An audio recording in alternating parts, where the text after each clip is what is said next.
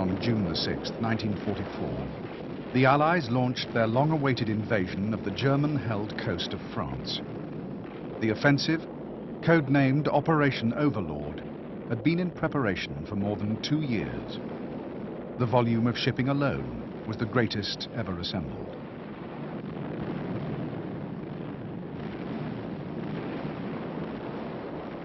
The Allies also possessed overwhelming superiority in the air, not only in terms of numbers, but in the sheer technical excellence of their aircraft.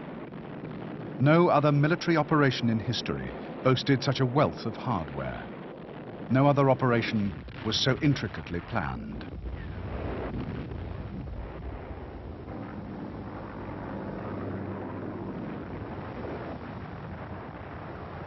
The Battle of Normandy was the last of the great set-piece engagements of World War II. It was also the most important battle ever fought by the Western Allies.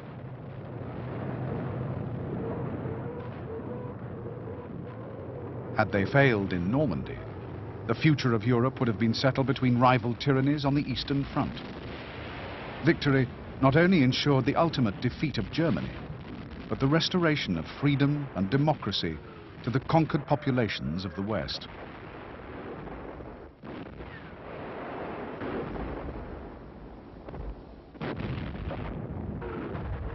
Yet the invasion was one of the riskiest operations ever mounted. The French coast was known to be strongly defended, and behind the fortifications of the Atlantic Wall were some of the most formidable divisions in the German army.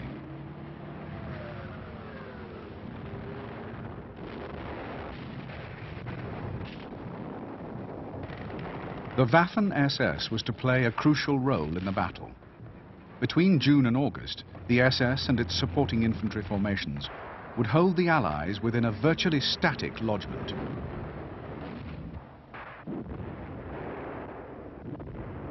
The battle was the swan song of many of these divisions. Some would be rebuilt and would take part in the last battles of the Reich, but they would never again fight with the skill and determination that marked their defense of Normandy.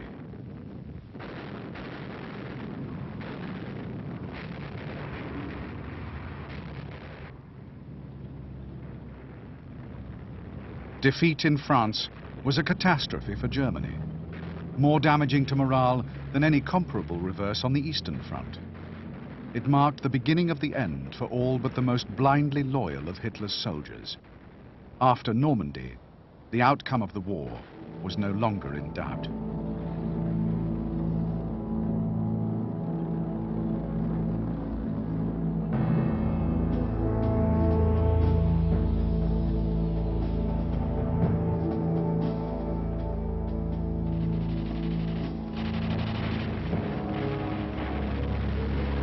By 1943, the grey tide of German arms had at last begun to recede.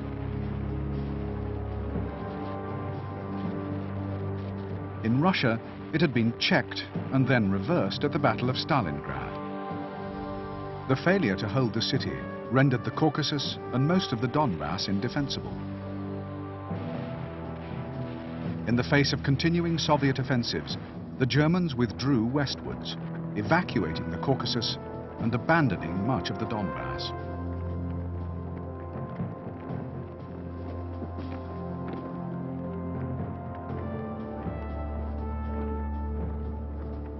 During the spring, the German armies in Russia reinforced and re-equipped. Preparations were made to resume the offensive in the summer.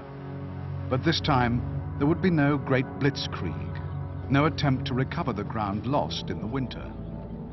The objective of the campaign would be to straighten the lines and to wear down the Red Army in a grueling battle of attrition.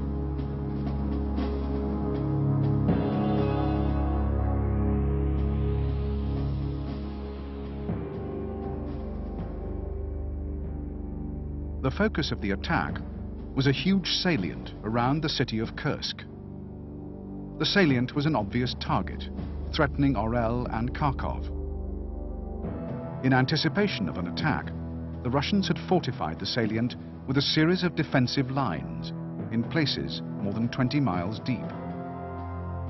In July, The offensive was launched with simultaneous attacks from the north and south. But despite a heavy concentration of strength, the attacks failed, and within a few weeks, the Germans were once again in retreat. Soviet counter-offensives now opened on either side of the salient, and soon the whole front was in motion. In the autumn, the Russians seized 3 important bridgeheads on the Dnieper, and by the end of the year, they had won control of most of the West Bank, recaptured Kiev, and cut off the German forces in the Crimea.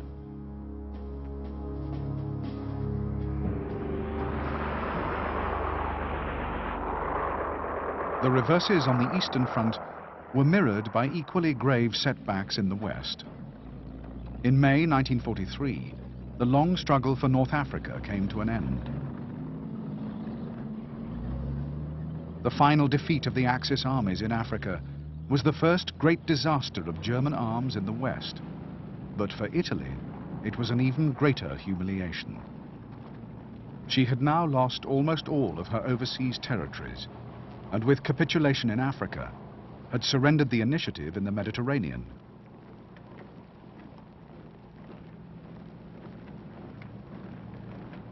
To capitalize on Italian disarray, Allied planners agreed to a series of limited operations against Italy.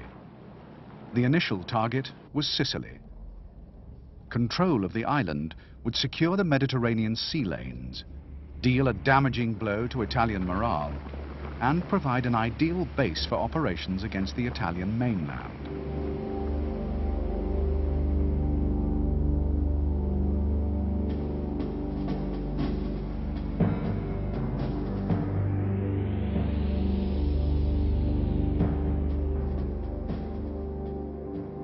The attack was launched on July the 10th. Assault landings took place along a 100-mile stretch of coast between Licata and Siracusa. In most sectors, resistance quickly collapsed, and within a few days, the Allies were firmly established in the southeastern sector of the island. Between the middle of July and the middle of August, the Allies advanced steadily northwards. On July the 22nd, they seized Palermo, cutting off 50,000 troops in the west of the island. 4 days later, the remaining Italian forces, supported by German armored and mechanized units, began a staged withdrawal to the northeast. As the Allies converged on Messina, the Germans established a number of rearguard positions, evacuating the bulk of their own forces, along with 60,000 Italians, across the straits to Italy. Despite the success of the evacuation, the loss of Sicily proved a devastating blow to Italian morale. 2 weeks after the landings, Mussolini was deposed, and the new Italian government began secret negotiations with the Allies.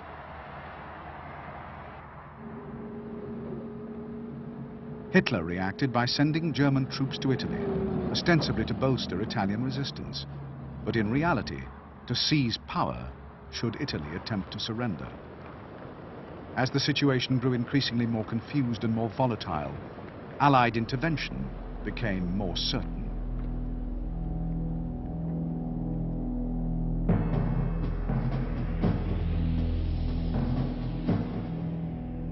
On September the 3rd, units of the British 8th Army crossed the Straits of Messina and began advancing along the toe of Italy. 6 days later, in response to urgent Italian requests for assistance, an Allied invasion force landed in the Gulf of Salerno. The attack precipitated a German seizure of power, and German units already in Italy were sent to Salerno to counter-attack the beachhead. Salerno was to be the first real test for the Allies. The invasion fleet was exposed to air attacks from Luftwaffe bases on the Italian mainland. The beachhead area was flanked by high ground, providing excellent positions for German artillery. and the corridor of the Seely River allowed the Germans to mount concentrated armoured thrusts against a broad sector of the beachhead. For a week, the Allies clung tenaciously to their lodgment. German counterattacks were broken up by naval gunfire, directed either visually or by shore-based observers. Despite harassment from the air and the loss of 2 cruisers, the warships stood firm, eventually forcing a German withdrawal.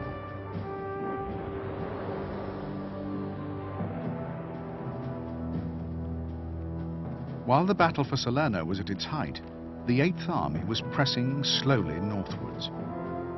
On September the 20th, contact with the 5th Army was established west of Salerno, but by then, the German withdrawal was already well underway. The Italian campaign was to last until the end of the war. From Salerno, the Germans conducted a fighting retreat northwards before settling for the winter behind the formidable defences of the Gustav Line. By the end of the year, the Mediterranean had been largely relegated to a secondary theatre of operations. Although Rome still remained in German hands, the central objectives of the campaign had been achieved. Italy had ceased to play an active part in the war, and up to 80 Italian divisions had either been disarmed or interned by the Germans. To hold what remained of the country, Hitler would have to commit forces that might be better employed in the east or in the defense of France.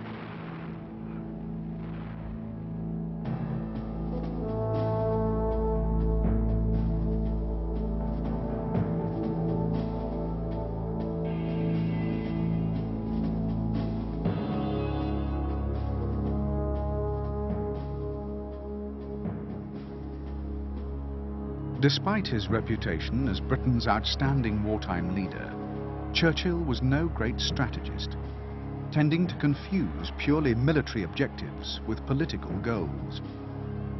Indeed, it was in the world of politics and diplomacy that Churchill both excelled and served his country best.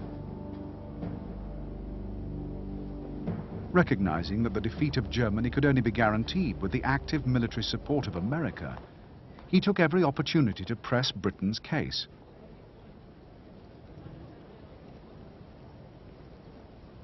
In 1941, he obtained vital agreements on preferential military aid, recognition of mutual interests and aspirations, and in the event of America being drawn into the conflict, a firm commitment to a common set of war aims.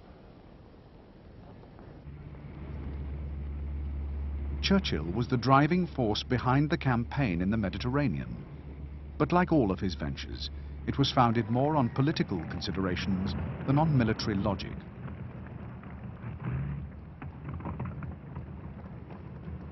Italy he regarded as the key to the region, to control of Greece and the Balkans, and to the security of Britain's interests in the Middle East. Churchill's commitment to Operation Overlord was always conditioned by wider strategic considerations. From 1942, he believed that the defeat of Germany was assured, and that the fragile alliance with Russia would prove short-lived.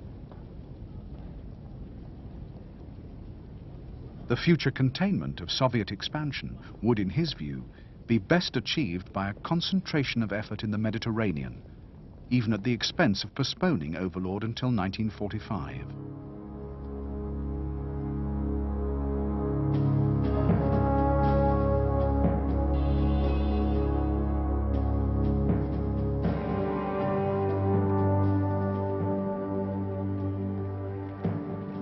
By 1940, Roosevelt had become convinced that America's long-term interests were directly threatened by Axis ambitions.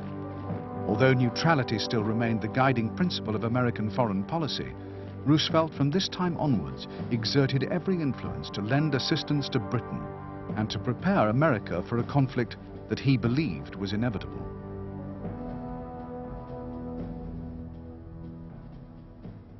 In July, within weeks of the capitulation of France, he signed the Two-Ocean Navy Act, initiating a major expansion of American naval power.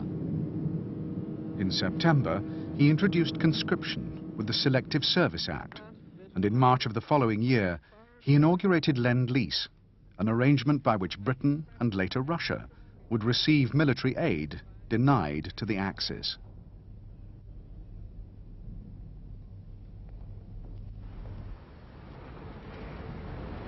As a full partner in the alliance, Roosevelt remained true to the commitments he had given Churchill, concentrating the main weight of American arms against the European Axis powers.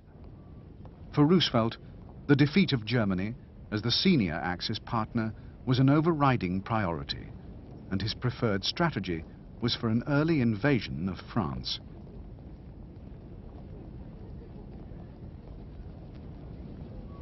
In 1942, he was dissuaded from this by Churchill, and in 1943, by America's growing involvement in the war against Italy. Nevertheless, he remained a firm advocate of a cross-channel attack and regarded the Mediterranean as a diversion.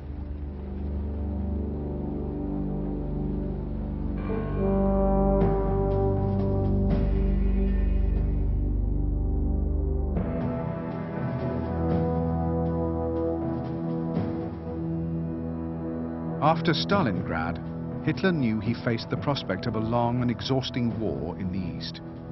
He had suffered defeats in the past, but the setbacks of 1943 had gravely weakened his armies, undermined morale, and placed additional burdens on the already stretched resources of the Reich.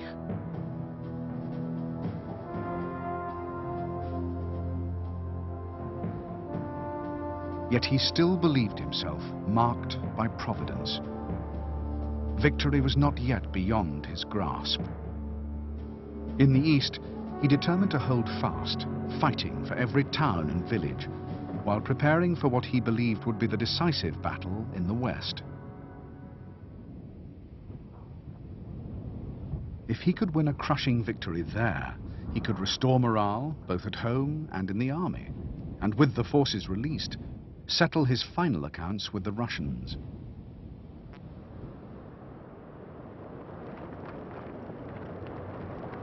Hitler was under no illusion as to where the battle would take place.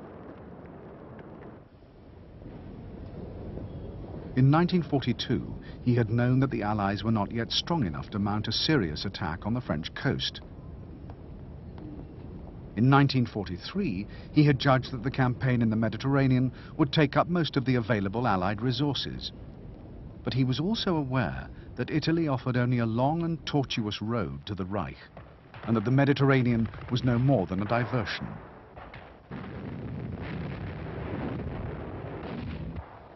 The main Allied campaign of the war, he knew, was yet to begin, and it would take place not in Italy, but in France.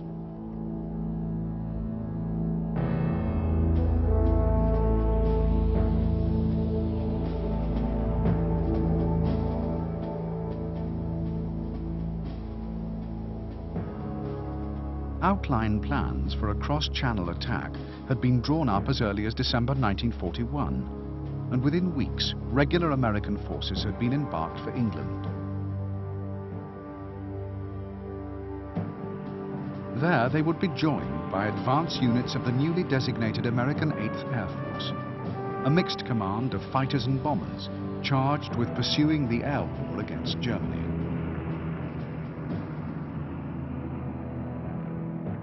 This build-up of men and material was recognized as an essential first step to an invasion of France. In 1942, however, insufficient forces were available for an operation of this magnitude, and most of those arriving would later serve in the Mediterranean. In 1943, the Mediterranean remained the principal theater of operations, but the build-up of men and equipment in Britain continued. At the end of the year, Allied plans for a cross-channel attack took a step nearer to realization. At the Tehran conference, the decision was taken to launch Overlord no later than the summer of 1944.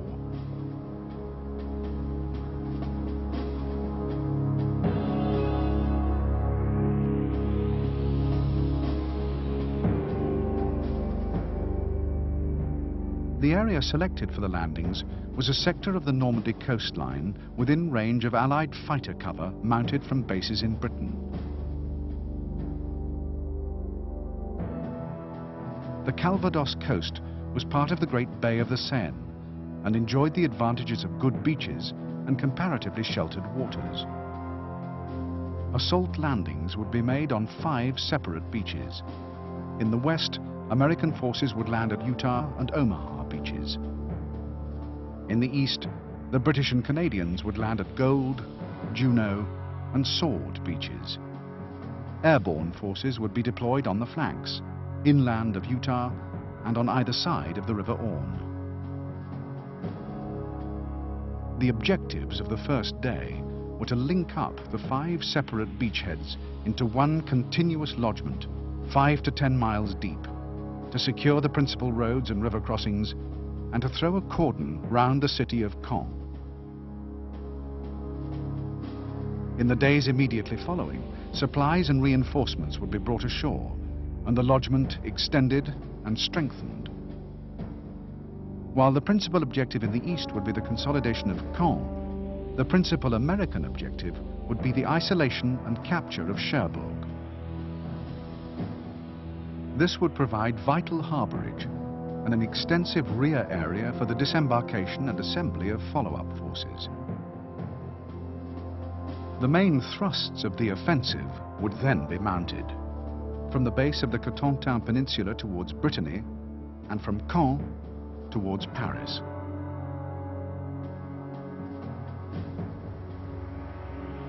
To ensure the success of Overlord, air and naval support was seen as crucial. Naval forces would be required for mine clearance, convoy escort, and fire support. But in the months preceding the invasion, their primary task would be to secure control of the sea lanes between Britain and the continent.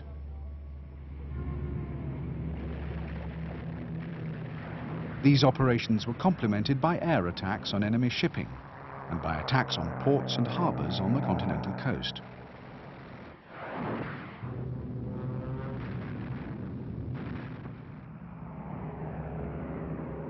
From the end of 1943, Allied air power was primarily focused on the wider objectives of Overlord.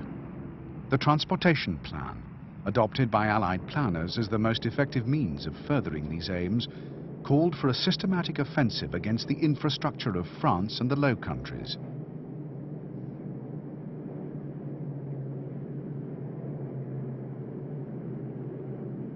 Initially, this offensive would be concentrated on the railway system, the marshalling yards, repair shops, and major junctions. But as D-Day approached, the scope of operations would be widened to include all transport targets, as well as signals, communications, and radar networks.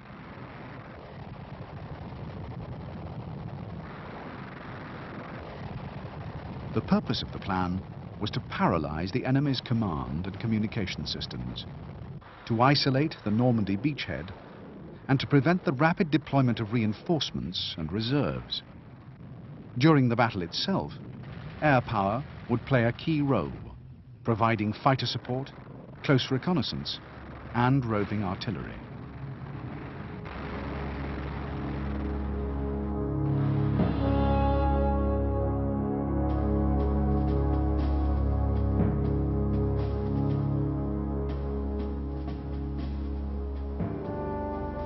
Hitler's strategy for the defense of France rested primarily on a series of coastal fortifications known as the Atlantic Wall.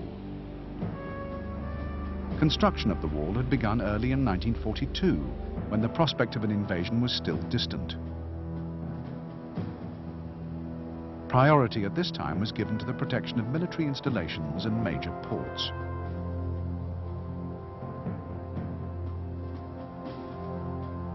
Work on the wall continued throughout 1943, but with the concentration of Allied forces in the Mediterranean, there was little sense of urgency.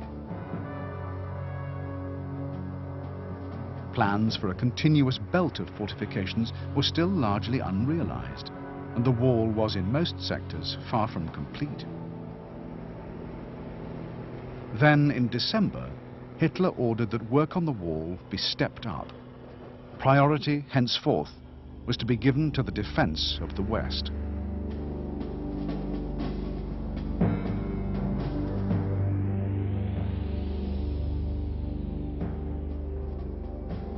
German strategic planning was based on a number of assumptions. The first was that landings would most likely be made within range of fighter cover from bases in England. This circumscribed an area from the Gulf of St. Malo to the Dutch coast. A second assumption was that the Allies would try to seize harbour facilities for the quick reinforcement of their assault forces. These were most extensive in the ports of the Pas-de-Calais. An attack here would benefit from the greatest depth of fighter cover, require the shortest transit time from Britain to the continent, and provide an ideal springboard for a rapid advance into Germany. Yet while this formed their basic underlying strategy, the Germans were also aware of the possibility of support or diversionary landings, and of the Allies' ability to provide air cover from carriers, and they were consequently compelled to maintain large forces in comparatively quiet sectors of the coast.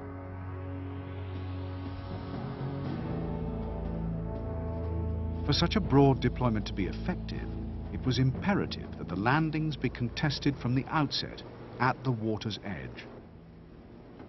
Every beach between Denmark and the Brittany coast was to be made impassable. Civilian, military, and conscript labour would be called upon. Thousands of new artillery, machine gun and mortar positions were to be built by April at the latest.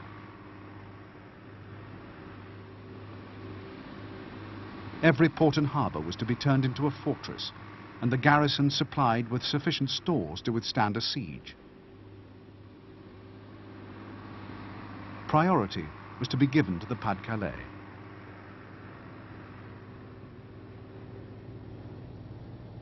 During the first few months of 1944, immense efforts were made to strengthen the coastal defences in anticipation of an attack in the spring or summer.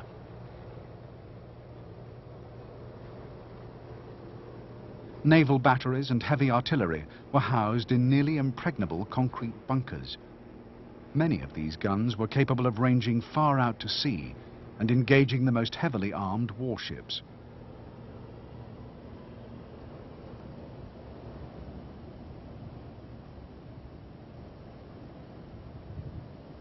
On the beaches themselves, an intricate array of hazards, obstacles and traps was set out. Behind these were minefields, anti-tank ditches and ramps, blockhouses and entanglements of barbed wire.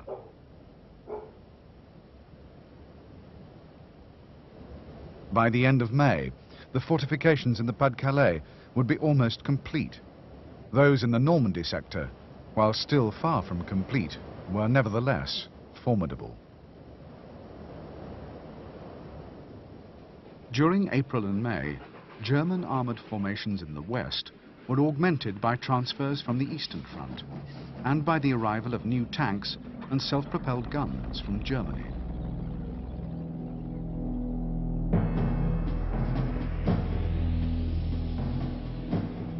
As D-Day approached, German strength in the west increased from 53 to 57 divisions. These were distributed between 4 armies in France and Belgium, an army corps in Holland with its own separate command, and a panzer reserve deployed behind the lines with its headquarters near Paris. In addition to this, the 3rd Air Fleet maintained around 1,000 aircraft of all types. These would be joined by immediate transfers from Germany in the event of an invasion.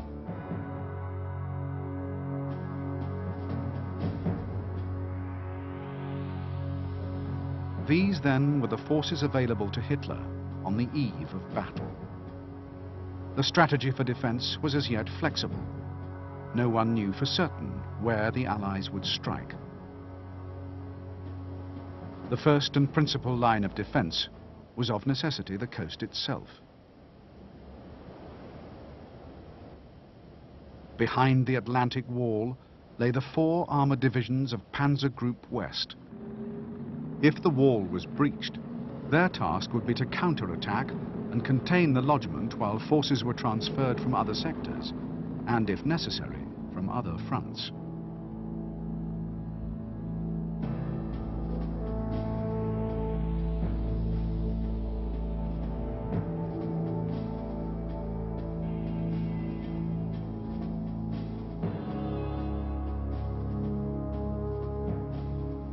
In 1942, Eisenhower was sent to England to oversee the build-up of American forces in preparation for an eventual cross-channel attack. In this role, he had proved himself an excellent organizer and a skillful diplomat. As Supreme Commander in the Mediterranean in 1943, Eisenhower's task was to weld the many different nationalities into an effective fighting force.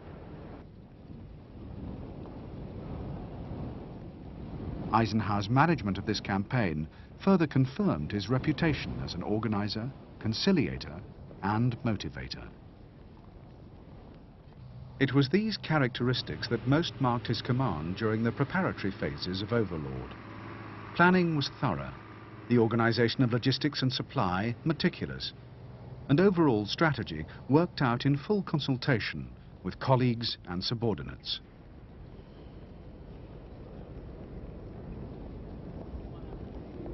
As a field commander, Eisenhower was aware of his limitations and relied extensively on the experience and abilities of others, appointing Air Marshal Tedder as his deputy and General Montgomery as his land forces commander.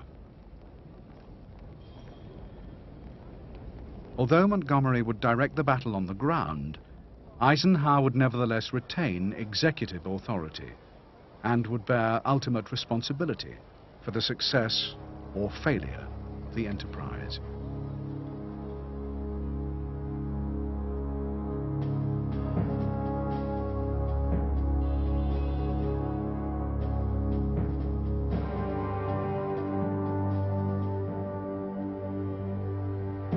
As one of the Wehrmacht's most experienced and respected officers, Gerd von Rundstedt was a popular choice as Commander-in-Chief West, but his task was far from enviable. Too often, requests for men and equipment were ignored, and his operational authority was constrained by Hitler's specific directives for the defense of France.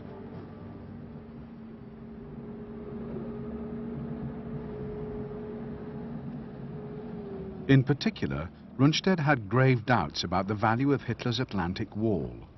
Reports from Italy had indicated that coastal defenses were no match for warships, and that counterattacks in coastal areas could be broken up by naval gunfire.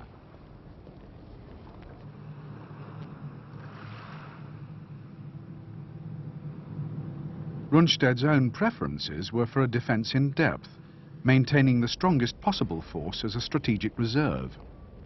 This view, however, found little favor with Hitler, and Rundstedt's room for maneuver was further compromised by the appointment of Erwin Rommel as Commander-in-Chief of Army Group B.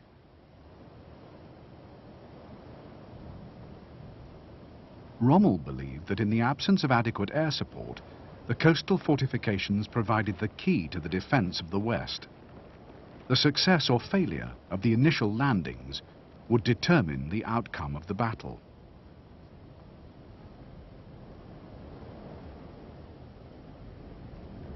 Rommel's prestige was almost equal to that of Rundstedt. Moreover, he too had direct access to Hitler, a complication in the chain of command that could only augur ill for Rundstedt's control of the battle.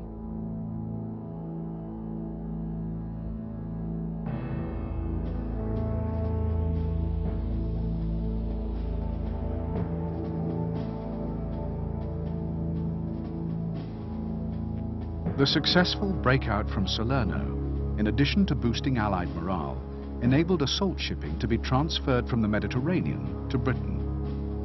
For a contested landing on the French coast, warships, transports, and landing craft would be required in numbers hitherto inconceivable.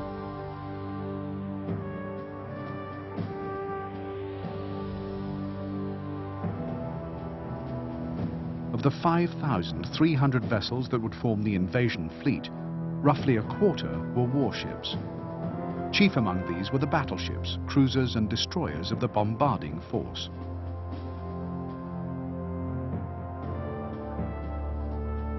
In support of landings in the Mediterranean, they had demonstrated a deadly combination of accurate and heavy gunfire. This would be the battering ram that would breach Hitler's Atlantic Wall.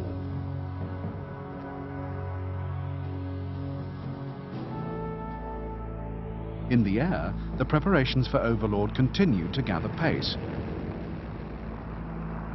In 1943, the United States 8th Air Force had been joined by the 9th, a tactical command transferred from the Mediterranean.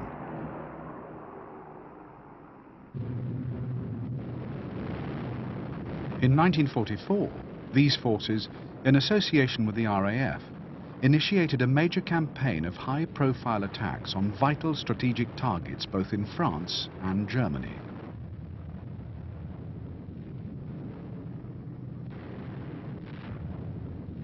The objective was to draw the Luftwaffe to battle and so secure absolute dominance in the skies over Europe.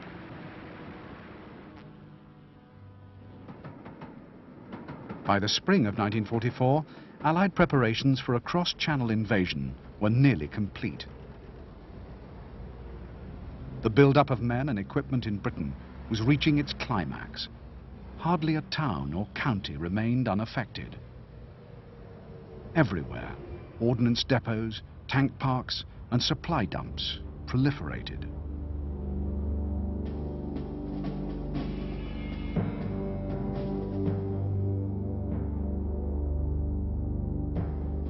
One of the best fighter aircraft of the war, the North American P-51 Mustang, was the remarkable product of British and American collaboration.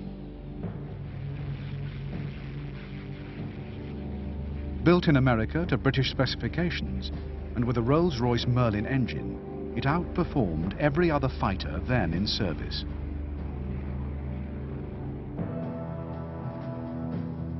In sweeps over Europe in the months leading up to D-Day, it would contribute decisively to the destruction of the Luftwaffe as an effective fighting force.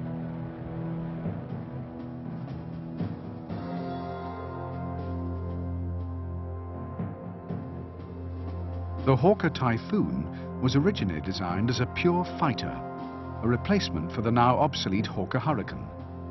But it was as a ground attack aircraft that the Typhoon and its later variant, the Tempest, were to excel.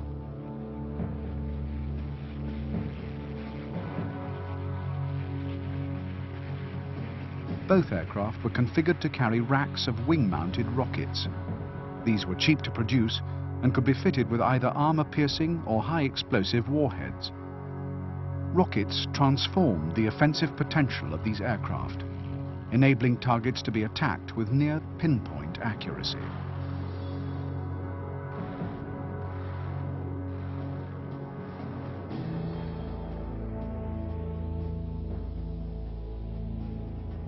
Of the many varieties of amphibious assault craft available to the Allies, the largest and most indispensable was the landing ship.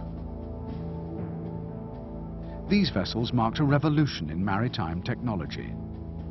In contrast to the landing craft, the landing ship was a fully seaworthy vessel, yet it performed an essentially similar function, and on a vastly greater scale.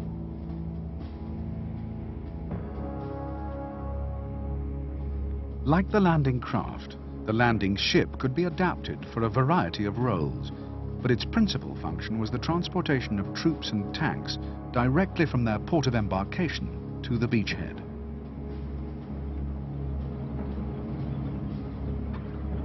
Landing ships had only entered service in 1943, but had already demonstrated their value during the invasions of Sicily and Italy. On D-Day, over 300 of these vessels would be available. They would be the workhorses of beachhead reinforcement and supply.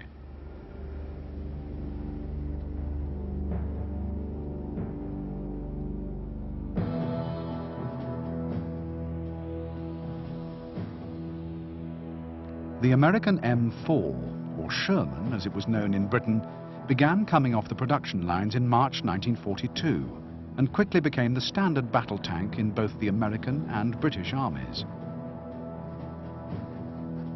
Although poorly armed in comparison to German tanks, the M4 was cheap and easy to manufacture, and vast numbers were available for the invasion.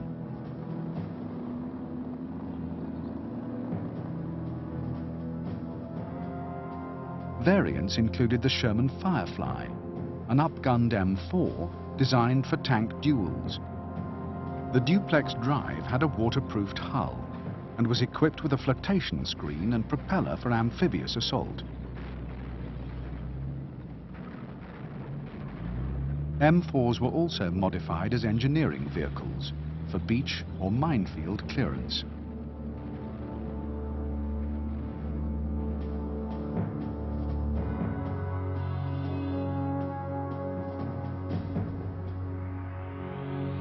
In coastal areas, the final training of assault troops was underway.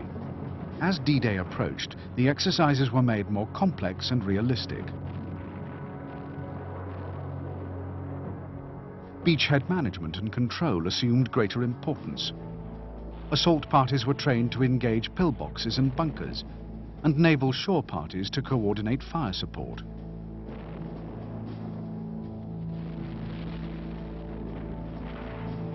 This phase of the battle would almost certainly be the most crucial, and many of the men who would land with the initial wave were veterans of several campaigns.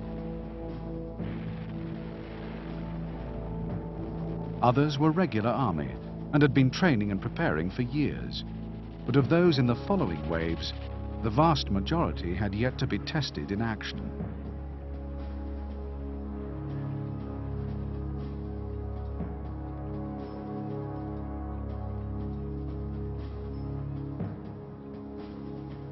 Their contribution might prove to be equally crucial. No one could fully anticipate the course of the battle to come. Divisions might be fed into an advance or thrown into a last-ditch defense of the beachhead. For these reasons, many of the follow-up forces were also trained in assault landings, in attack and defense, in hand-to-hand combat, and in the techniques of assaulting fortified positions.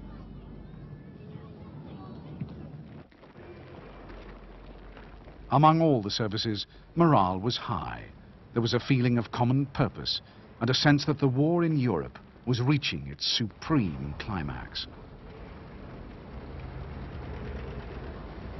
Official secrecy ensured that only a few knew the actual date and place of the landings, but all were aware that D-Day was imminent. All of the essential preconditions for a cross-channel attack had been met. Allied air and naval superiority was complete. The men were well trained and equipped.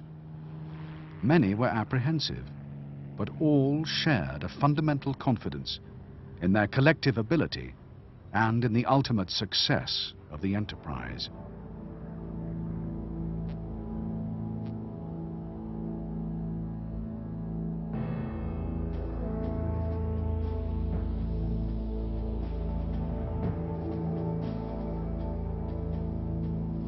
Since Stalingrad, the German army had been fighting a largely defensive war in the east. The loss in that campaign of almost 500,000 men, as well as vast quantities of equipment, gravely undermined its offensive capability.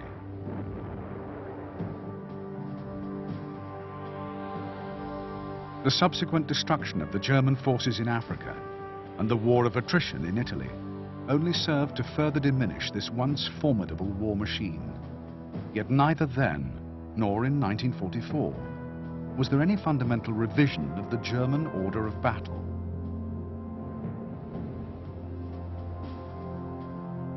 Instead of reducing the number of field divisions and redeploying along a shorter and more defensible frontage, the divisions themselves were reorganized and their establishment strengths reduced from 9 to 6 battalions.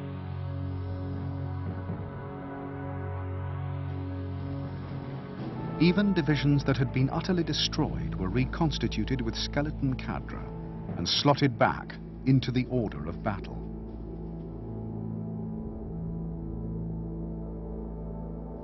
Divisional frontages remained unchanged, as did the operational demands placed upon them. This, coupled with a strategy of no withdrawal and a chronic shortage of reserves, was to place a heavy burden on fighting troops in every theatre of the conflict.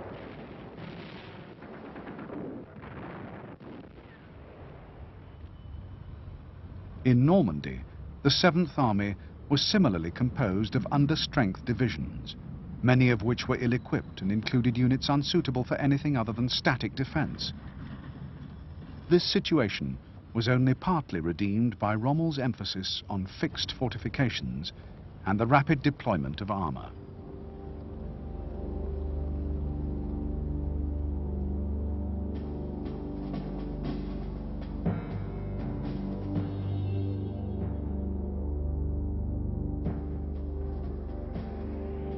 Even as late as 1944, the backbone of German panzer divisions remained the Mark IV battle tank. Originally designed in the 1930s as an infantry support tank, the Mark IV proved to be a superb machine, sound, reliable, and supremely versatile.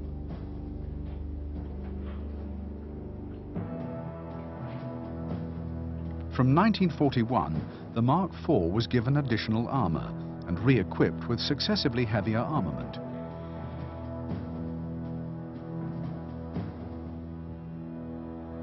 The original 75mm howitzer was replaced in 1942 by a 75mm long-barreled gun. This in turn was superseded in 1943 by a longer-barreled, high-velocity weapon. Progressive improvements in armor were made possible by the superiority of the basic design. Between 1941 and 1944, protection was doubled, and despite an increase in weight of several tons, there was no significant loss of speed or maneuverability. The Mark IV also proved eminently suited to field refits, and many machines were upgraded in service.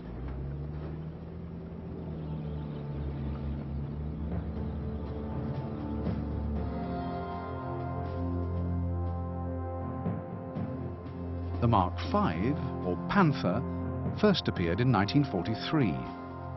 Originally inspired by the superlative Soviet T-34, it was designed and produced from prototype in less than a year. Early production Panthers suffered from a number of design defects and proved unreliable in service. But when these faults were corrected, the tank quickly established itself as a fearsome fighting machine. With heavy, sloping armor and a powerful 75mm gun, the Panther was more than a match for any Allied tank. By 1944, the Panther was beginning to replace the aging Mark IV as the main battle tank in service with the Wehrmacht.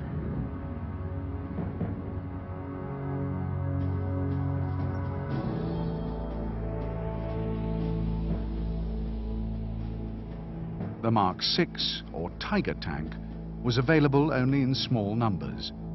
These were normally grouped in independent tank battalions, attached to division or corps. Although the Tiger was the most heavily armored and powerfully gunned of all German tanks, it lacked maneuverability, and optimal performance depended on careful maintenance and a highly trained crew. This, combined with its weight, limited range and slow speed, made it more suitable for defense than attack. But deployed in support of fixed defenses, even limited numbers of Tigers could make an immense contribution to the battle.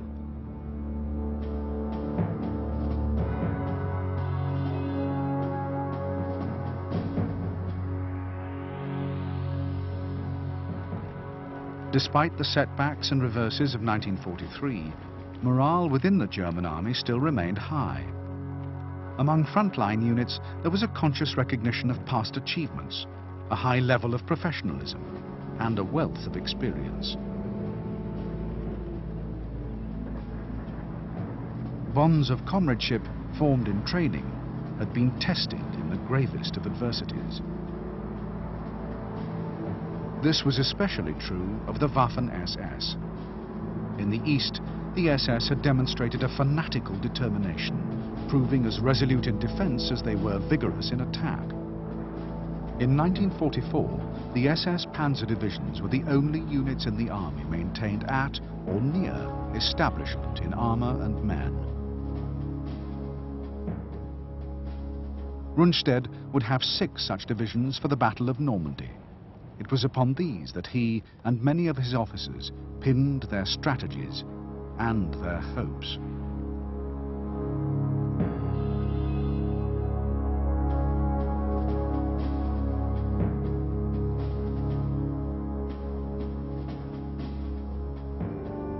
By 1944, the Allies had established a massive lead in the clandestine war of intelligence gathering and deception. While German reconnaissance flights flown over Britain had virtually ceased, those flown over occupied Europe by the Allies were growing more numerous every day. Yet aerial reconnaissance provided only a part of the volume of information that helped to formulate and refine Allied plans. A wealth of information came from the occupied territories themselves. In the preceding years, the resistance networks had been armed and organized by British agents. Almost all were equipped with radio transmitters. Information gathered by the networks was often of immense value. Reports from the resistance kept Allied planners abreast of every development: the location of fuel and ammunition dumps, enemy troop strengths and morale, and the existence of camouflaged installations, often invisible from the air. In May alone, nearly 4,000 such reports were sent to England. Some networks were inevitably discovered and compromised, but the sheer volume of intelligence gathered more than outweighed the risks involved.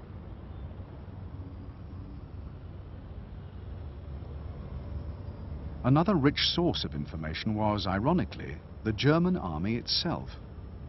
As early as 1940, British intelligence had been regularly decoding German radio ciphers. Such an elaborate system of secrecy surrounded these operations that the German army remained utterly unaware that its security had been so gravely compromised.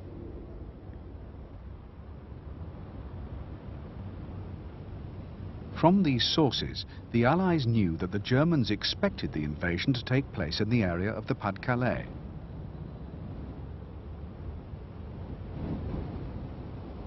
To reinforce this belief, and to ensure the continuing commitment of men and resources to the area, they contrived a huge campaign of deception.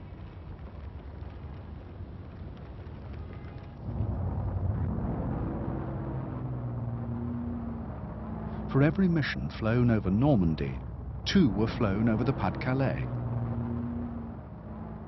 Radio traffic was artificially generated to convince the Germans that this was where they intended to land. Other clues were dropped to suggest diversionary landings would be made in Norway and in the west of France.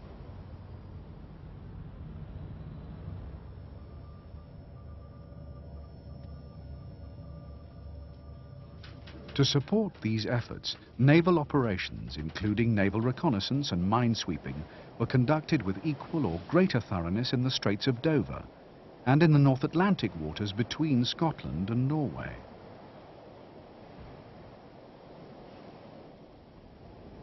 Even when the Allies landed in Normandy, it was hoped that these measures would still have residual consequences, causing the German High Command to hesitate, suspect Normandy of being a diversion, and maintain the concentration of troops in the Pas-de-Calais.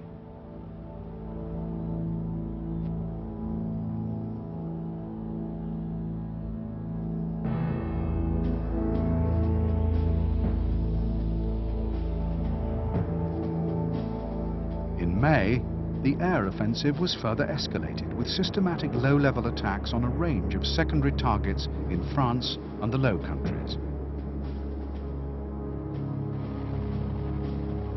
These included individual transportation targets, enemy headquarters, radar and communication systems, airfields and bridges, and ammunition, fuel and supply dumps.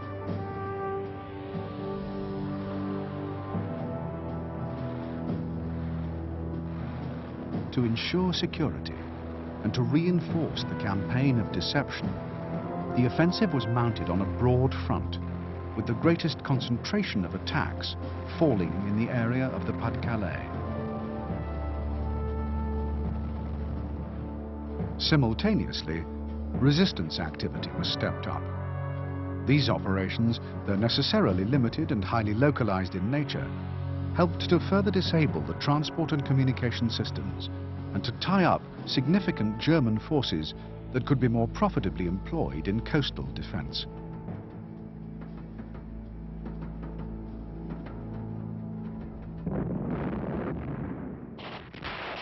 In mid-May, with impeccable timing, the last strategic deception began to unfold. In Italy, the Allied armies began their long-prepared offensive against the Gustav Line.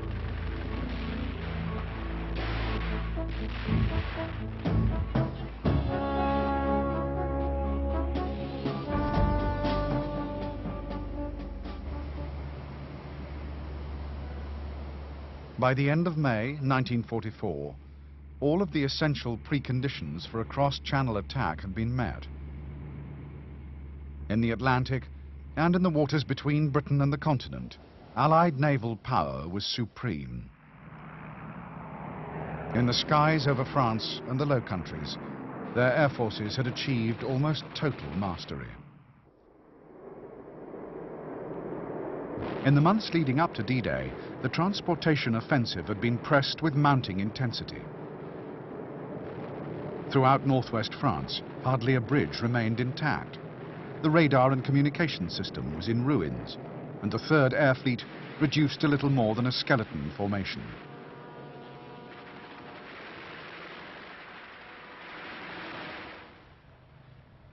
In Britain, the long period of preparation was coming to an end. The assembly of men and equipment was complete. Training programs were being wound down, final rehearsals conducted, and the men briefed.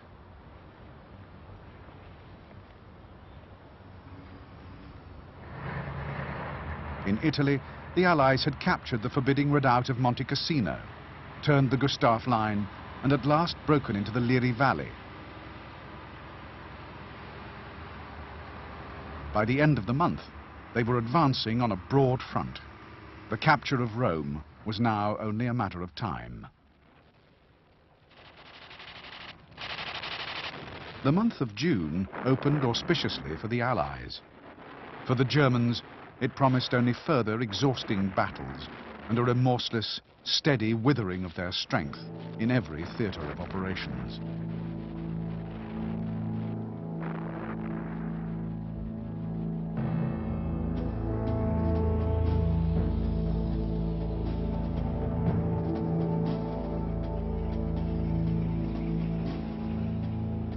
In early May, Allied planners had set a target date for the landings of June the 5th. This promised the most favourable conjunction of tide, weather and moonlight. As D-Day approached, the complex machinery of mobilization was set in motion. The first task was to assemble the assault formations close to their ports of embarkation in southern England.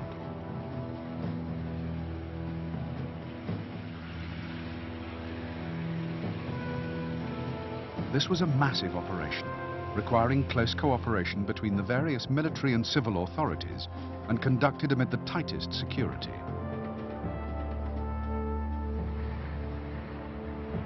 Assembly areas were sealed off, ports and harbours placed under military control, and civilian movements highly restricted.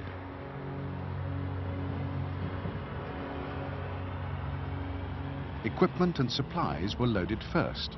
Then, at the end of May, the men began going aboard. Everything had been planned down to the last detail.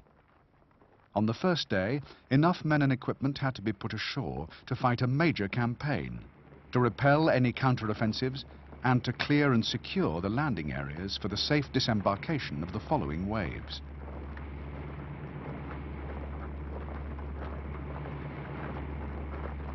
Of the 50 divisions stationed in Britain, 8 were selected for the initial landings.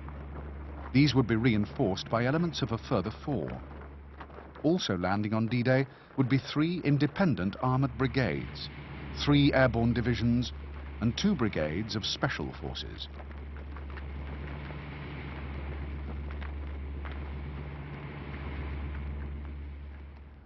By June the 3rd, the embarkation of the assault force was complete, and the Armada readied to sail.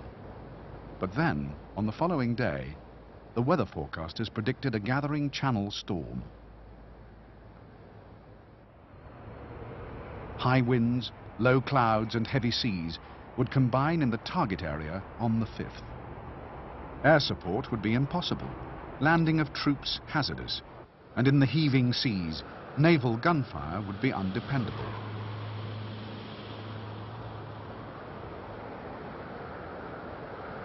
Eisenhower agreed to a postponement of 24 hours, but any further postponement would be impossible.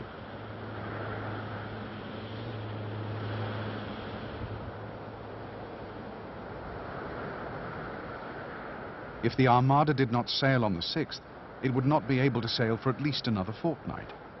Ships at sea would have to return to port for refueling. Not until the 20th would the tides again be favourable. The men would need to be disembarked, morale would suffer, and security would be lost. The world would soon learn that something had gone wrong. As the storm swept through the Channel, the forecasters now predicted a slight break in the weather for the morning of the 6th. The weather window was not expected to last for more than 24 hours, but Eisenhower was aware that the opportunity had to be seized, and early on the 5th, orders were issued to sail.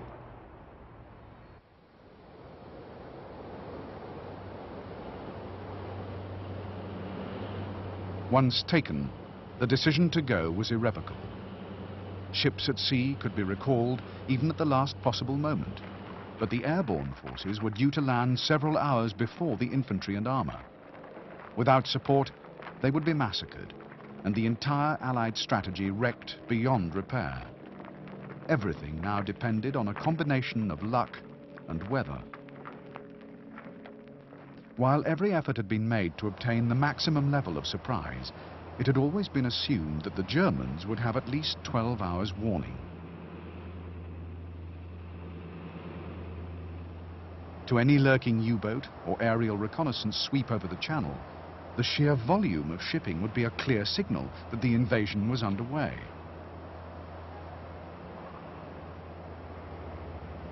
In the event, the failure of the Germans to maintain even this level of reconnaissance was to deliver to the Allies a measure of tactical surprise beyond all their expectations.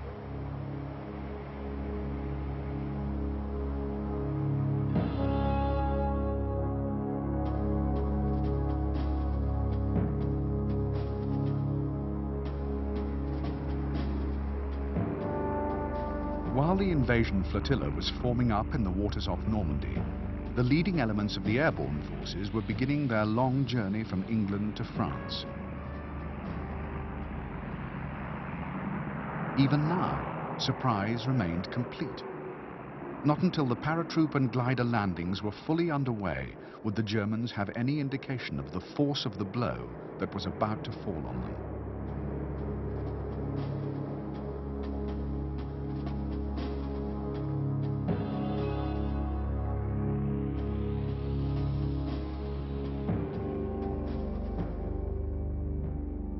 The naval component of Overlord consisted of 2 task forces under the overall command of Admiral Sir Bertram Ramsay.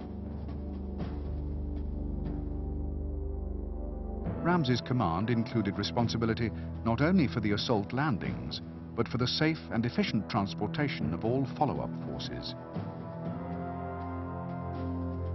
These forces consisted of 2 armies, each allocated its own coastal sector, yet under the executive direction and control of General Montgomery's 21st Army Group. The American First Army was commanded by General Omar Bradley, a veteran of North Africa and Italy. For the assault on Utah and Omaha beaches, Bradley fielded 2 divisions, the 4th and the 1st. Although infantry formations, they were highly mechanized and possessed their own armored component.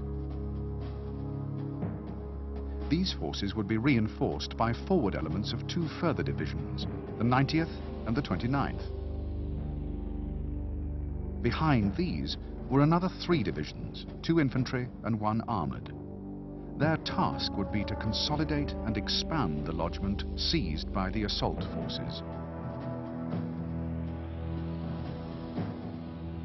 In the eastern sector, the British Second Army was commanded by General Sir Miles Dempsey. Dempsey was a highly respected battlefield commander who had participated in almost every major campaign of the war. Attacking 3 beaches, Dempsey deployed 3 infantry divisions, each with its own complement of assault engineers and supported by an independent armored brigade. These boasted tank strengths, almost the equivalent of an armored division. In reserve, and comprising the follow-up force, were a further 2 infantry and 1 full armored division. All 3 were veteran formations.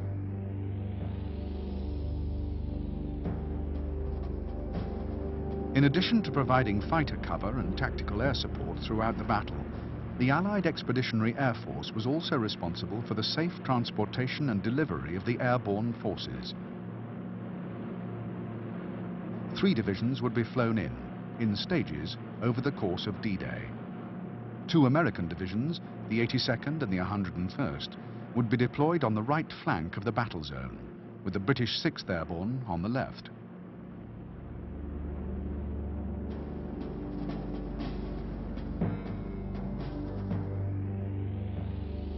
Facing this formidable array of arms were 4 divisions of the German 7th Army. Of these, 3 were static formations, composed principally of second-rate forces and equipped purely for defense. Only the 352nd was a properly constituted and combat-hardened field infantry division. 7th Army was commanded by General Friedrich Dollmann, a career soldier who had spent much of the war in France. In Army Reserve, Dollmann had 3 divisions.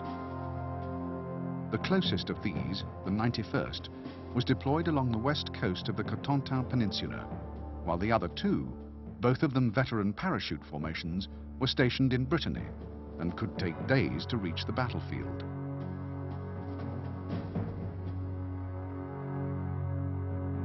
During this critical period, the onus would be on the mobile divisions of Rommel's Army Group B and on the crack armoured and mechanized formations of Panzer Group West.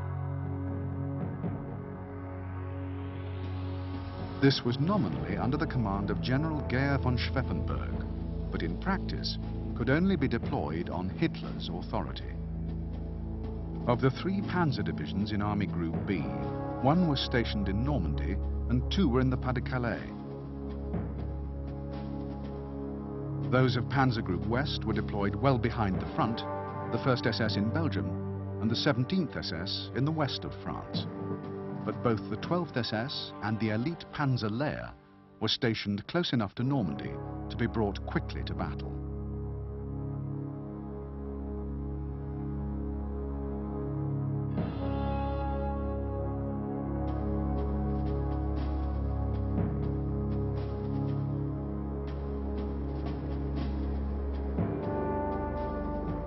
The first Allied soldiers to land in France were advance units and pathfinders of the 3 airborne divisions, Yet despite the accuracy of the initial landings and the efforts of the Pathfinder forces, many of the subsequent landings were widely dispersed.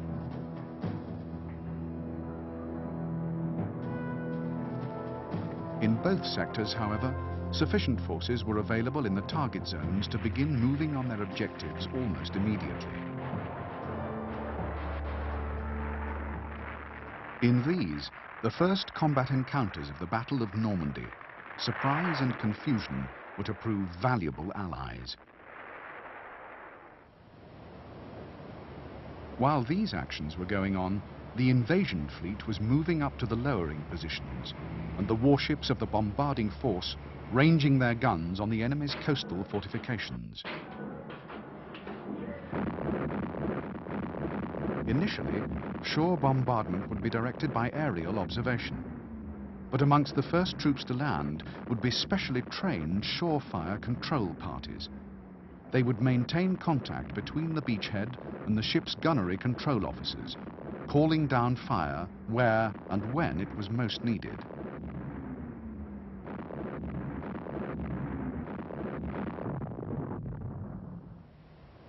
Also landing in the initial wave were the assault engineers. Their task was to clear pathways through the minefields and obstacles, to secure safe access to the beach exits for heavy equipment, and to open up routes inland.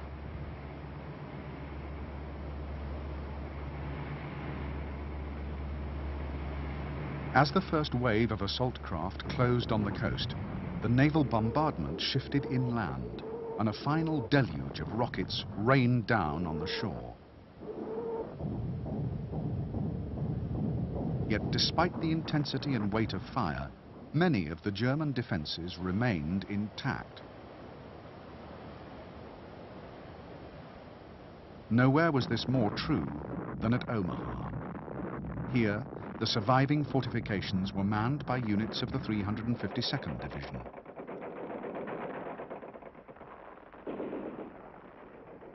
Pinned down by small arms and mortar fire, the American forces attacking Omaha were also bludgeoned by artillery batteries sighted well inland and in constant communication with forward observers overlooking the beach.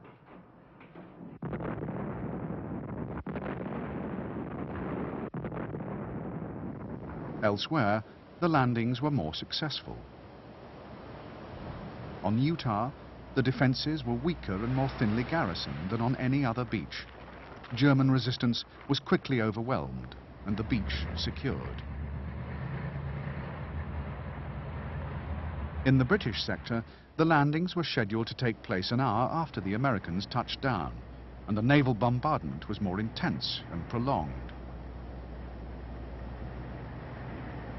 Nevertheless, numerous well-sighted strongpoints remained, and the beaches came under heavy fire. On all the British beaches, the modified tanks and specialist engineering vehicles contributed greatly to the success of the initial assault. Throughout the morning of D-Day, clearways were progressively widened, pillboxes and strongpoints demolished, and the beach exits cleared of debris and obstacles.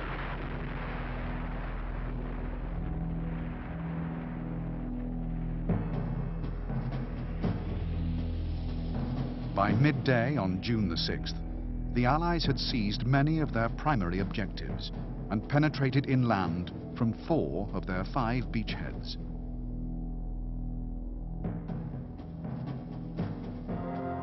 East of the Orne, the 6th Airborne held a commanding salient some 3 miles deep and 2 wide. But from Sword Beach itself, the British had only managed to penetrate a mile inland. This was less than Montgomery had hoped for, and would inevitably jeopardize plans to capture Caen on D-Day.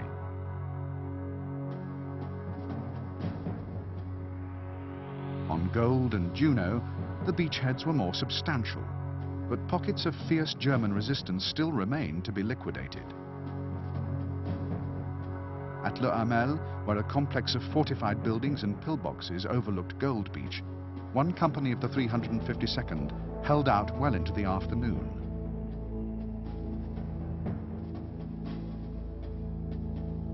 In the American sector, operations were complicated by problems of terrain. West of the Via, efforts to expand Utah were hindered by a belt of marshes and flooded land lying directly behind the beachhead. Units of the 101st Airborne had captured the western exits of 4 causeways leading inland from the beach, but these proved too narrow for rapid exploitation. Further west, elements of the 82nd Airborne had seized Sainte-Mère-Église, but more than half of the division still remained dispersed, and many of its objectives were still held by the Germans.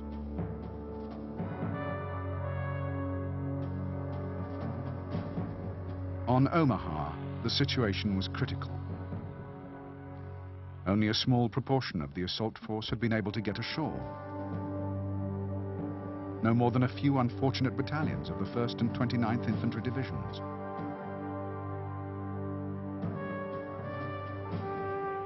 On high ground, overlooking the beach, elements of the 352nd held a number of surviving forward defences. These commanded both the beach and the seaward approaches. None of the exits from the beach had been taken, and American penetration amounted to no more than a few precarious salients.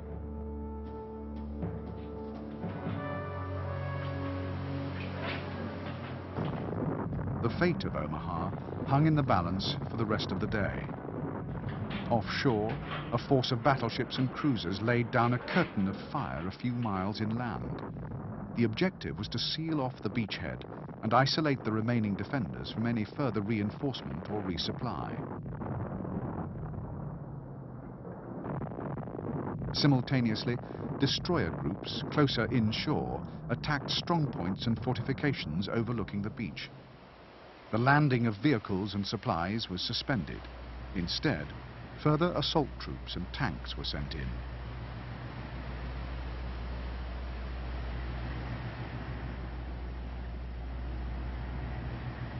By mid-afternoon, the situation on Omaha was no longer quite so critical. Naval gunfire had proved decisive. The forward defences were shattered, and American troops were at last pressing inland.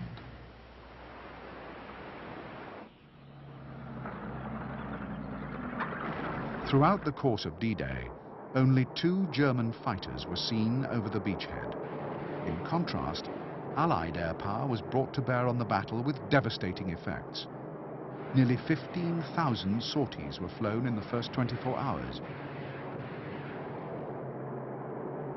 Enemy troop concentrations and armoured columns were attacked ceaselessly. The deployment of reserves was disrupted, and bottlenecks created by wrecked vehicles caused confusion and delays.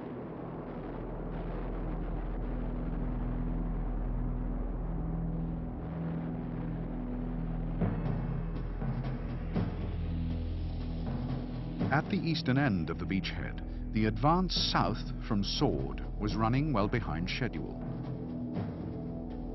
21st Panzer had been mobilized within a few hours of the first airborne landings, but it was not effectively deployed until late in the morning. Elements were sent northeast to counterattack the airhead, and anti-tank guns were deployed on high ground commanding the approaches to Caen. The city itself was defended by the Panzer artillery, while the main body of armour was directed north towards Sword. Meanwhile, the British armour and infantry were pressing slowly inland. Early in the afternoon, they overran 21st Panzer's anti-tank screen, and by 4 o'clock had reached Biville, only a few miles from Caen.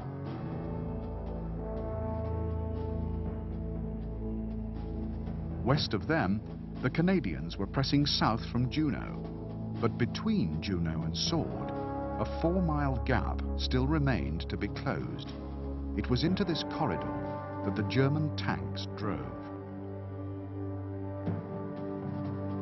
In the evening, forward elements of 21st Panzer reached the coast near Luc-sur-Mer. but without support, they were soon forced to withdraw. This failure of the Germans to mount a major counteroffensive on the first day, either against Sword or Omaha, was to cost them dearly in the following weeks.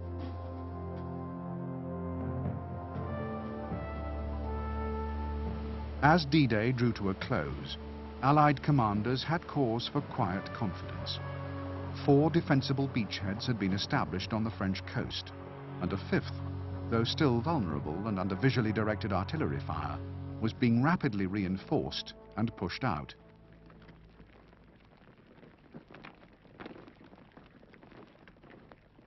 A total of 150,000 men had been landed by air and sea, at a cost of some 10,000 casualties, only a quarter of whom were killed. The establishment of a single continuous lodgment and the capture of Caen on D-Day had proved too ambitious. In some sectors, particularly that of Omaha, German units had fought with surprising professionalism and courage. 21st Panzer had been stationed closer to the coast than Allied planners had anticipated. Its counterattack had been unexpected and had blunted the drive for Caen, and although driven off, it had quickly regrouped and now stood between the British and their primary strategic objective.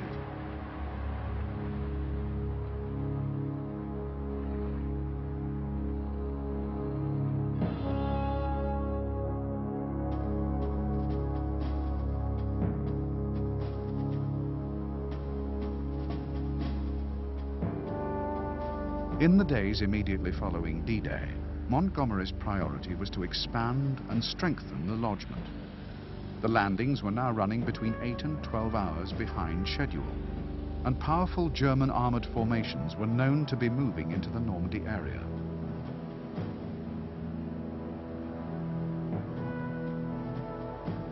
To maintain the momentum of the initial assault, the Allies had to press further inland. The ultimate success of Overlord would depend upon their ability to concentrate forces and supplies in the beachhead more rapidly than the Germans could bring up reinforcements to oppose them.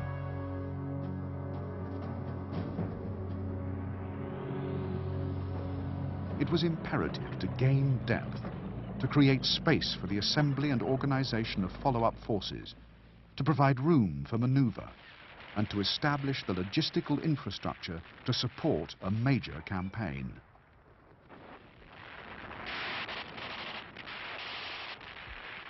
In all sectors, the Allies continued to maintain pressure, pushing out the perimeter of the lodgment while their enemies desperately strove to contain it.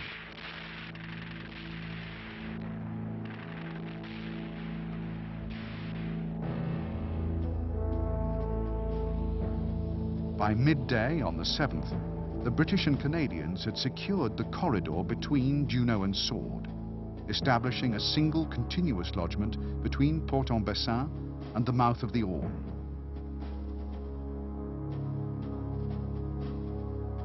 From Gold, units of 50 Division captured Bayeux, but the road to Caen was to remain closed for many weeks to come.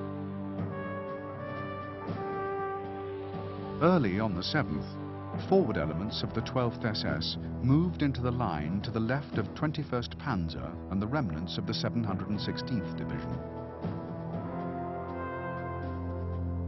Later that day, these clashed with strong Canadian forces advancing towards Caen.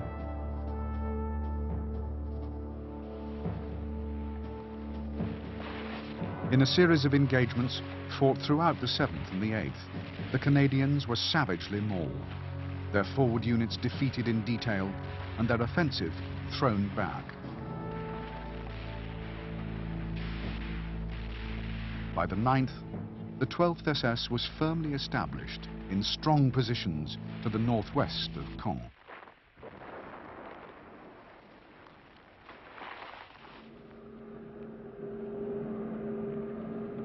In the American sector, Omaha was to remain vulnerable and isolated for more than 2 days. Yet during this time, while men and equipment were pouring into the beachhead, no attempt was made by the Germans to reinforce the beleaguered 352nd or to mount a serious counterattack. The fierce resistance shown during the landings soon withered, and by the 8th, the Americans had linked up with the British advancing from Gold, secured their right flank on the Veer, and were pressing inland. West of the Veer, the Americans were meeting much more determined resistance. After their initial confusion and hesitation, the German forces in the Cotentin rallied strongly. Reserves were quickly mobilized to prevent any further expansion of the Utah beachhead. For the Americans, progress was agonizingly slow. Their airborne forces, due to be relieved once the beachhead was secure, had to be retained and deployed in offensive operations. On June the 11th, units of the 101st Airborne captured Carentan, and on the following day, linked up with troops from Omaha.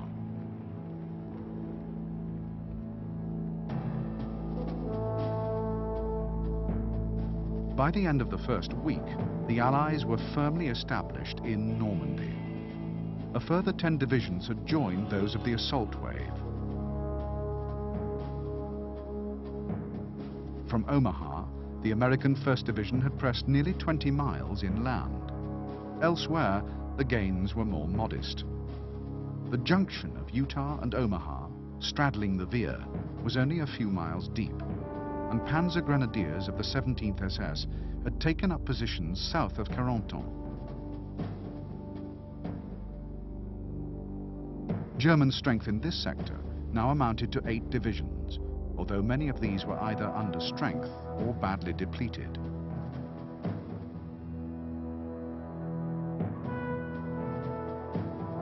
In the British sector, the capture of Caen remained a distant prospect.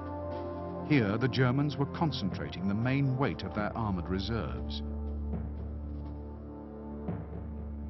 Panzer Lehr moved into the line on the 9th, and 2nd Panzer a few days later. On the 13th, an attack by 7th Armoured towards Villers-Bocage was caught between these formations after its spearhead was broken by a battalion of Tiger tanks.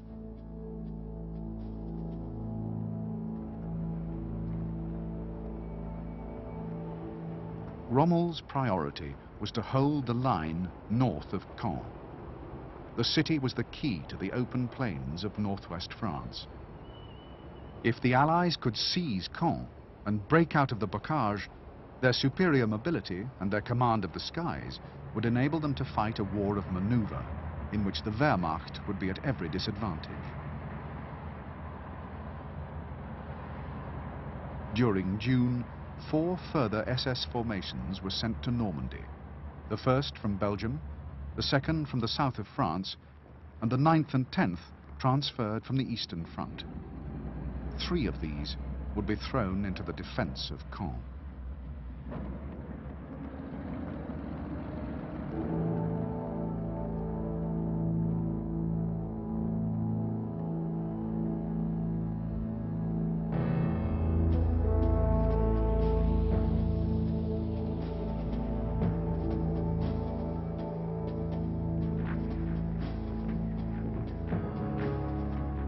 With an almost Herculean task facing the British before Caen, the initiative passed to the Americans.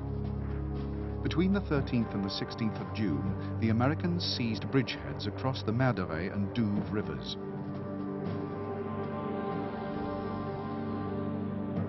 Two days later, they reached Barneville on the west coast, cutting off the German defenders in the Cotentin and isolating Cherbourg.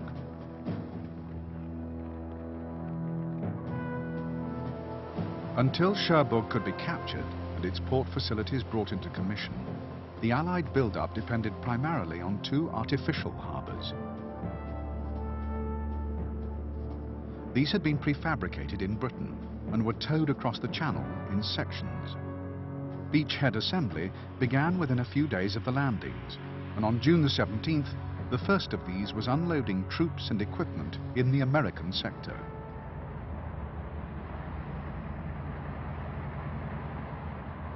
Construction of the British harbour was slower and was still in progress when a severe storm blew up over the channel on the 19th.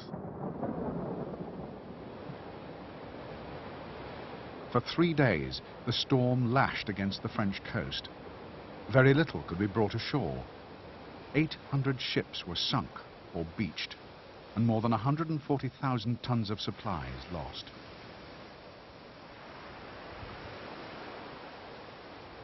When it finally abated, the American harbour was wrecked beyond repair, and on all the beaches the damage was so extensive that supply schedules were in chaos. The British build-up was now 3 full divisions behind target, and the Americans were so short of ammunition that all further offensive operations in the Omaha sector were suspended.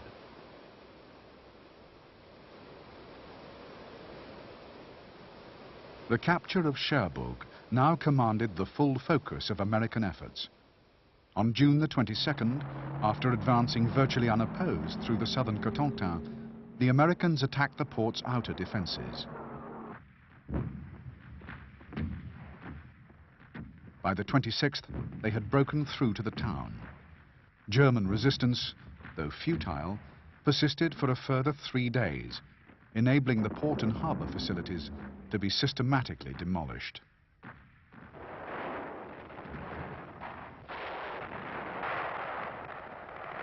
The capture of Cherbourg was to have a number of important consequences for both the Allies and the Germans. Though the harbour facilities would take many weeks of reconstruction before they could be restored to full operating capacity, the clearance of the Cotentin Peninsula would provide a comparatively secure rear area for the disembarkation and assembly of follow-up forces.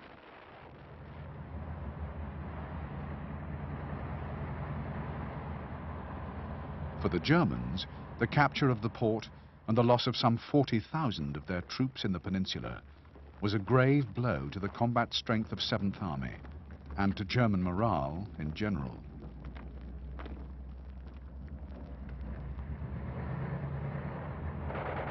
At the eastern end of the lodgement, there was almost complete deadlock. British efforts to dislodge the Germans from Caen had all so far failed, and a major offensive, launched in late June and aimed at outflanking the city from the west, had quickly become bogged down, achieving no more than a small bridgehead across the Odon.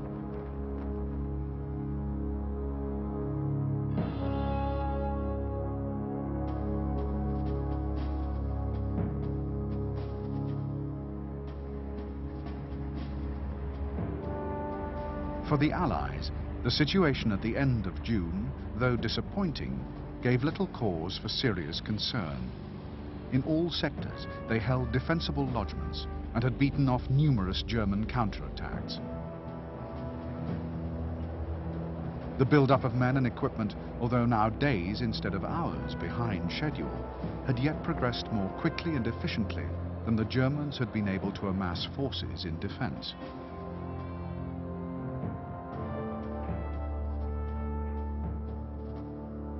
In this, air power had played a key role.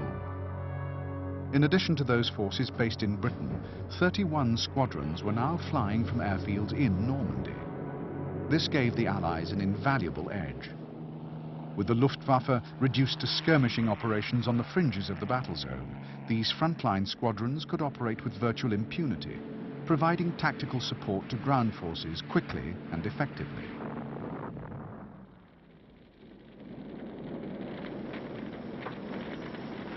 Other factors also operated in favor of the Allies. Throughout June, Hitler remained convinced that the Normandy landings would be followed by landings in the Pas-de-Calais.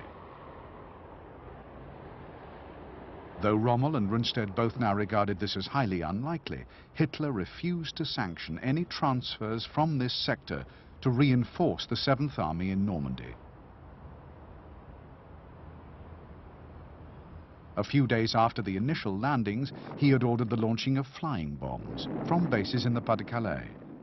These, he believed, would quickly force the Allies' hand, resulting in a hastily prepared attack against superior positions and troops.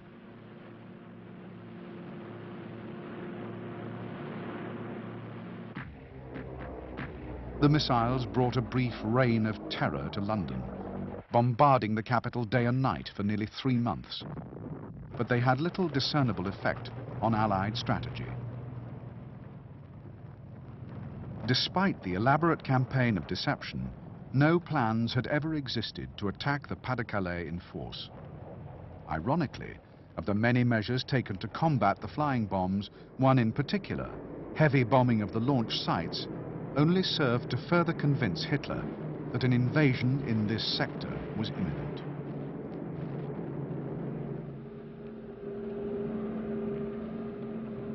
By the end of June, the Allied air and naval forces had transported a total of 850,000 men from England to France. These were deployed in 26 divisions, of which 5 were armoured. To oppose them, Rommel nominally had around 20, of which 8 were armoured, most of them elite formations. Though many of these divisions were gravely under strength, short of weapons, transport and ammunition, they held strong positions and had proved more than capable of a protracted and bitter defence.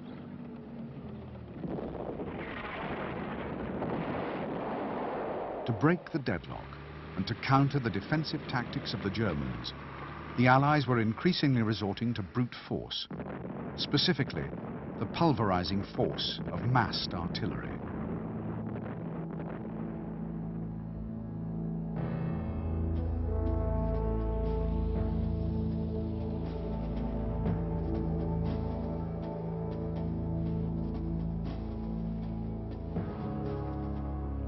The Bocage countryside of Normandy presented almost insuperable problems to the Allies.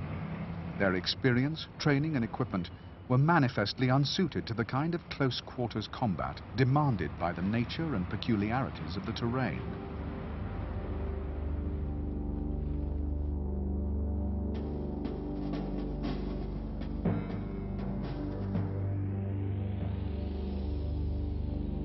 The Bocage lent itself ideally to defence. The definition box country describes a region of patchwork fields, long established, bordered by dense hedges and narrow sunken roadways. Tanks lurked in the maze of lanes or were dug in as pillboxes. Often one tank, supported by a company of infantry, could command the line of advance of an entire enemy column. Mortar pits were dug and ranges precisely calculated well in advance.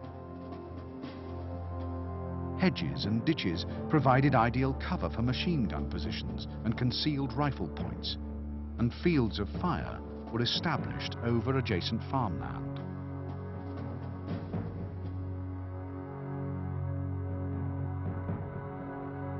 Though far more numerous, Allied tanks were no match for Panthers or Tigers.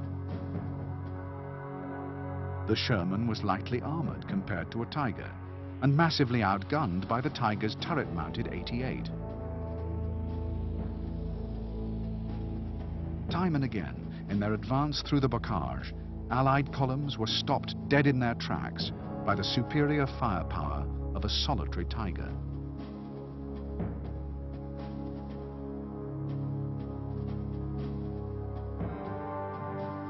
Once halted, the Allied column came under highly accurate and devastating mortar fire, further impeding its mobility and throwing it into chaos and confusion.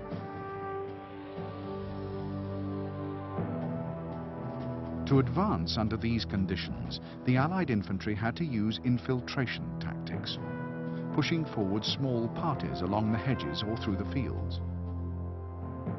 If the Tiger's infantry support could be dislodged, it then became vulnerable to light anti-tank weapons, and because it was also restricted by the Bocage, these could, in theory, be brought to lethally close range.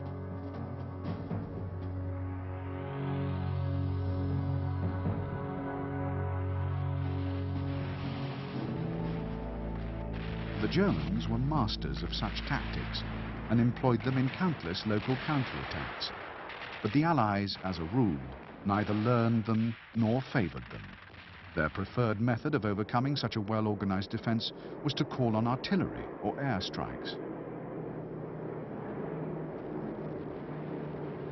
Yet often, the enemy was so expertly deployed that the bombardment failed and the line of advance remained checked, the awaiting columns systematically mortared from close range.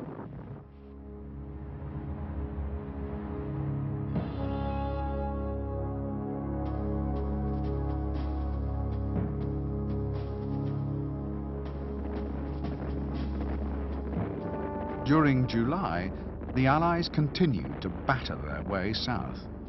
Progress was slow, often agonizingly slow. On average, no more than a few hundred yards a day. Amongst senior Allied commanders, there was a growing sense of unease. They possessed a 2-to-1 superiority in manpower. In equipment, especially tanks and artillery, the superiority was massive. In the air, they were virtually unchallenged. Yet they were unable anywhere to achieve a decisive victory. Every field was a potential killing zone, every road junction a bottleneck, and every village a fortress.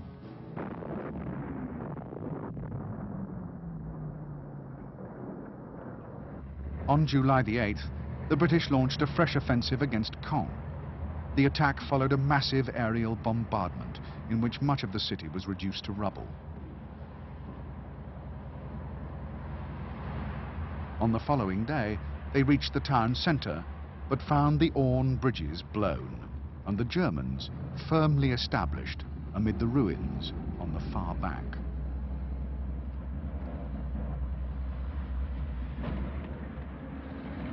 Ten days later, the British tried again, this time attacking out of the Orne bridgehead in a bid to encircle Caen from the northeast.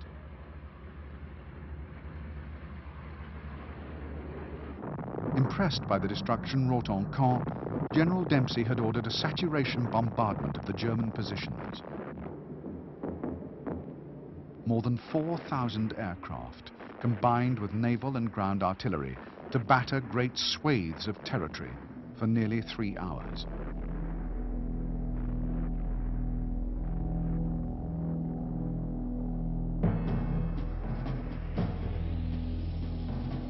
The main thrust of the offensive was launched by 3 armoured divisions, all attacking in echelon out of the Orne bridgehead.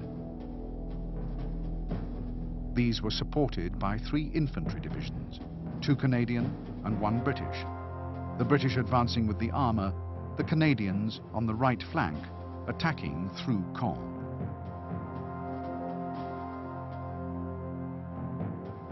Early British intelligence appreciations had indicated the presence of only 3 German divisions east of the Orne.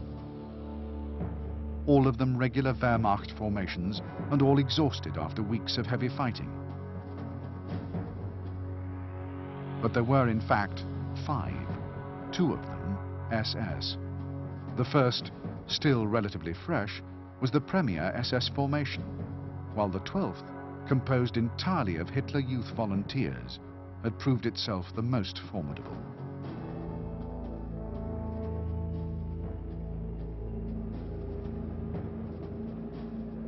Dempsey's offensive made good progress for only the first few miles, but the basic plan was flawed from the outset.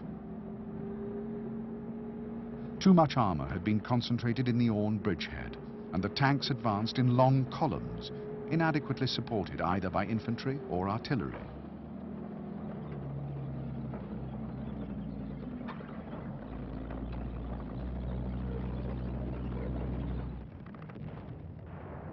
By the afternoon, the Germans had recovered and stabilized the front. British attacks continued for a further 2 days with only modest gains, and by the 21st, the front was once again effectively deadlocked.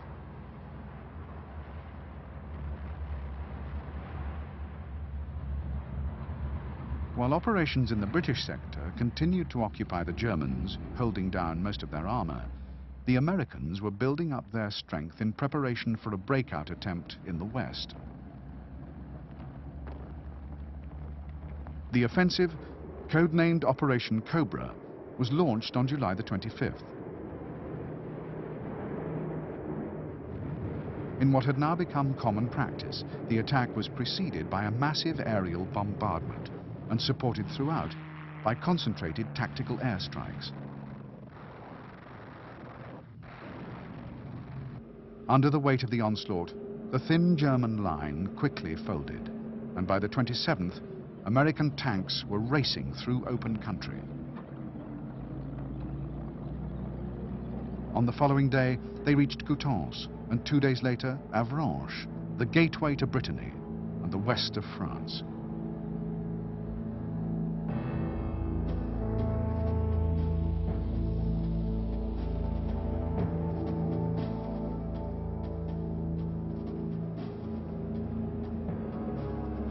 The American breakout clearly signaled the beginning of the end of the Battle of Normandy. With American armor and mechanized infantry fanning out over the Brittany plains, there was no longer any prospect of the Allied lodgment being contained. Common sense dictated a strategic withdrawal, at least to the Seine. But in a final act of suicidal folly, the remnants of 7th Army and Panzer Group West were fed into an offensive that would deliver to the Allies the decisive victory that had eluded them for so long.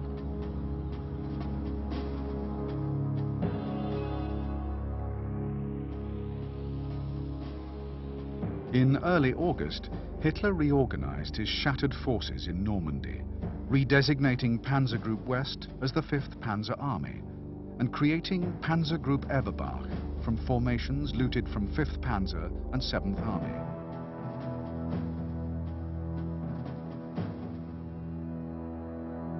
Fifth Panzer consisted of 2 armored divisions supported by infantry. Panzer Group Eberbach accounted for the remaining 7, though many of these were now so seriously depleted as to be incapable of anything other than static defense.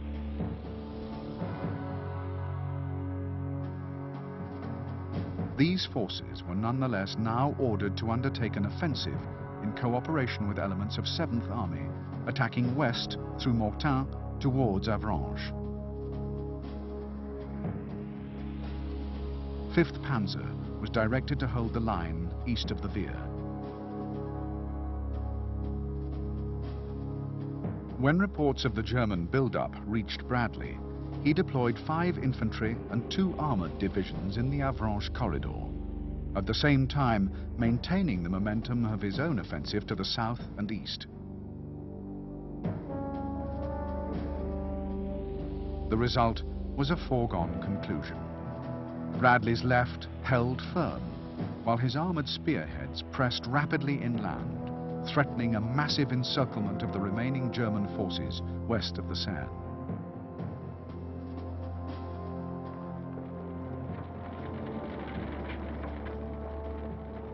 With most of the German armor committed to the Mortain counter-offensive, the British and Canadians were at last able to break out into the more open country to the southeast of Caen. On August the 16th, when they reached Falaise, most of 7th Army and its supporting formations were still west of the Orne. On the following day, with his forces in imminent danger of encirclement, Hitler reluctantly authorized a general withdrawal.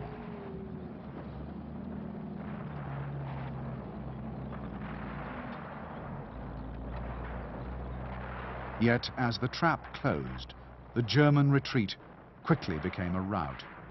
Scattered units pressed frantically eastwards, merging gradually in a great tide of men, horses, and armor.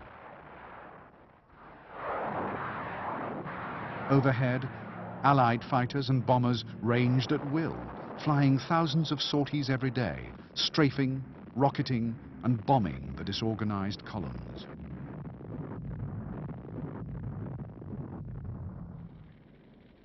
For 3 days, SS units fought grimly to hold open a narrow corridor to the east. But although these actions enabled thousands of their comrades to evade capture, they could not alter the outcome of the battle.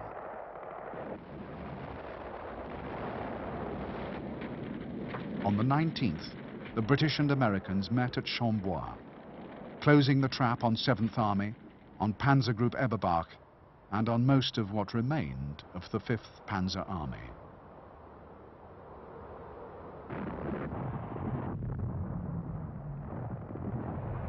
Fighting continued for a further 2 days, with isolated groups escaping on foot through the Allied lines. But on the 21st, all further resistance was abandoned. Those remaining in the pocket, now leaderless, disorganized and shell-shocked, began surrendering in hordes.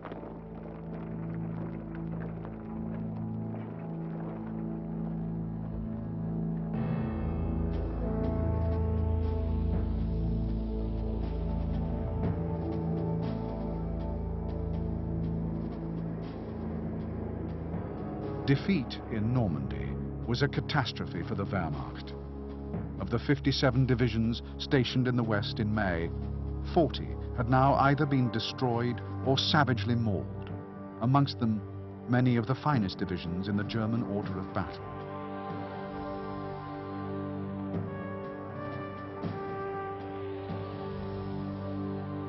By committing what remained of his forces to the Mortain counter-offensive, Hitler had effectively squandered his last opportunity to hold the line of the Seine as part of a phased withdrawal through northern France. Staking everything on victory, he had retained nothing in reserve for defense. When the gamble failed, the collapse was as comprehensive as it was quick.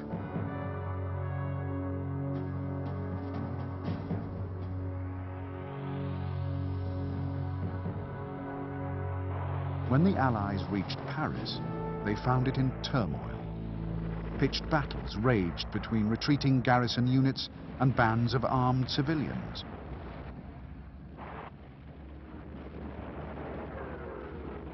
These clashes continued almost to the end of August, by which time a further 20,000 prisoners had been taken.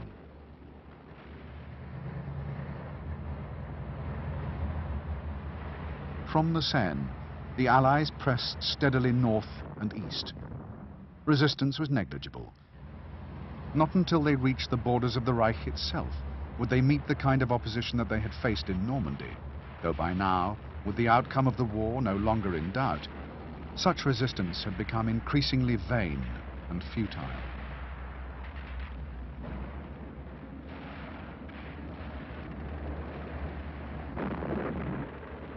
In the last months of the war, Germany would be squeezed remorselessly from the east and from the west.